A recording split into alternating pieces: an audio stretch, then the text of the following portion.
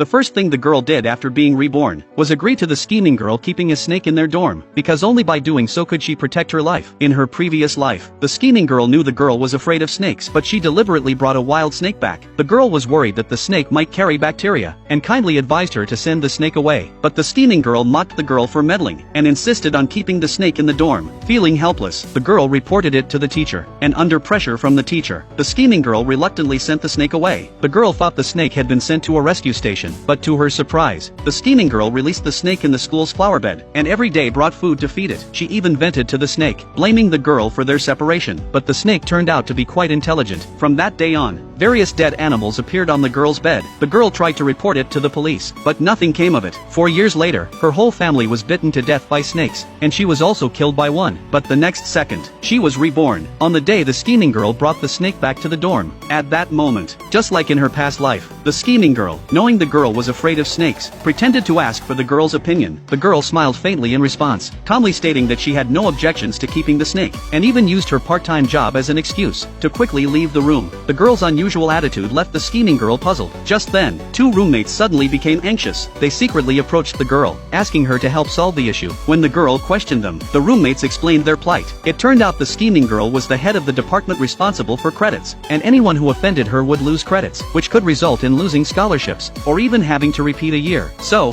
they, as ordinary students, couldn't afford to offend her. The girl found this quite ridiculous, and asked her roommates why they didn't report to the teacher themselves. Just as the roommates were about to respond, the scheming girl suddenly came back. The two roommates quickly obediently went to bed. After the lights went out, the girl suddenly heard a rustling sound. Her roommate pulled back the curtain, and saw the snake bumping into the box. She asked the scheming girl if she had fed it that night, but the scheming girl, upon hearing this, irritably threw her power bank at it. With a muffled scream, the snake fell silent. Days passed, and the scheming girl never fed the snake, and the already injured snake was close to dying. However, the girl quietly observed everything. She knew the snake was smart, and so, to avoid the tragedy of her past life repeating itself, she secretly treated the snake's wound, and fed it. Unexpectedly, the scheming girl returned just in time, and immediately questioned the girl, asking if she was trying to steal her snake. Hearing the girl say that the snake was a living creature, triggered the scheming girl's possessiveness. She immediately snatched the snake back, declaring her ownership. But what she didn't know was that her every move had already fallen into the girl's trap. At that moment, another roommate quietly dialed the teacher's number. Soon, both the teacher and the school leaders arrived at the dorm. Before the girl could speak, the leader immediately asked her why she was keeping a snake in the dorm. The girl, though surprised, quickly deduced that this was the scheming girl's plot. She was about to ask her roommates to testify for her, but to her surprise, the two suddenly turned on her. It seemed like she was about to be framed, and would lose her qualifications for graduate school recommendations. At this moment, everyone waited for the girl to be punished. Seeing this, the girl immediately took out her recorder. The scheming girl immediately changed her words, saying that the girl had fed the snake, so she should be considered the snake's owner. Upon hearing this, the leader immediately concluded it was a misunderstanding, and ordered the scheming girl to dispose of the snake. Afterward, the scheming girl angrily tried to throw the snake away, but the girl pretended to ask for it, saying she would adopt it. The scheming girl, blinded by jealousy, yelled that she was the true owner of the snake, and angrily left, saying she would release it. After the crisis was averted, the two roommates immediately apologized to the girl, saying they were under pressure from the scheming girl. At this point, the girl seized the opportunity to remind them that since they had ruined the scheming girl's plan today, she would definitely not give up easily. This way, she successfully gained the trust of the two roommates. While the scheming girl was releasing the snake, she was indeed bitten in retaliation. She immediately became furious, vowing to kill the snake. Soon, news spread across the campus that a snake had been found in the school's flower bed, causing panic. An anonymous post quickly appeared, accusing the girl of bringing the snake to school. In no time, everyone was discussing it, and at this moment, the scheming girl stirred up the crowd, portraying herself as the victim of the girl's bullying, which led to some classmates blindly blaming the girl. Some even suggested they should report her, and strip her of her class president title. Just as the scheming girl thought she was about to win, her two roommates made their move.